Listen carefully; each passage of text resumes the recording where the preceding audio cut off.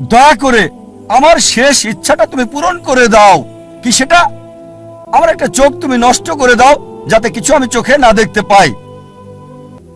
নিজে সুখী কিনা ভাবছে না, দেখতে পারবে কিনা সেটা ব্যাপার না। যেহেতু প্রতিবেশী সম্পূর্ণ অন্ধ হবে, তাই একটা চোখ হারাতে কোনো আপত্তি নাই।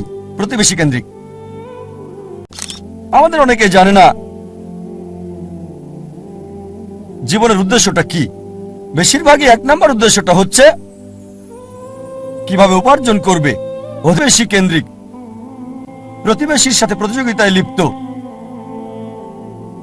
একটা গল্প মনে পড়ে গেল।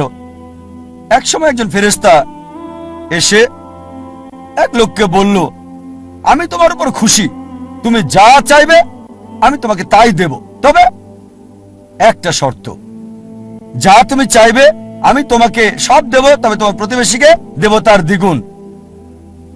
লোকটা বলল, একটা রোলেক্স ঘড়ি আমার চাই। ফেরেশতা তাকে রোলেক্স ঘড়ি দিয়ে দিল। প্রতিবেশী 2টো রোলেক্স ঘড়ি পেল। লোকটি বলল, একটা মার্সিডিজ গাড়ি আমার চাই। ফেরেশতা তাকে মার্সিডিজ গাড়ি দিল। প্রতিবেশীকে 2টো মার্সিডিজ দিল। লোকটি বলল, একটা সুন্দর বড় বাংলো চাই। ফেরেশতা তাকে সুন্দর বড় বাংলো দিল।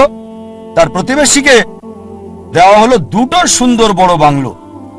লোকটি পরে বলল,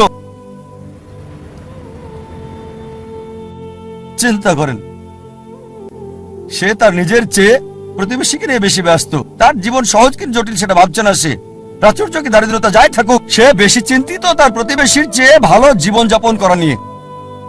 এ কারণেই সে ফেরেশতাকে বলল, আমার একটা চোখ নষ্ট করে দাও, যাতে প্রতিবেশীর 2টো চোখই নষ্ট হয়ে যায়।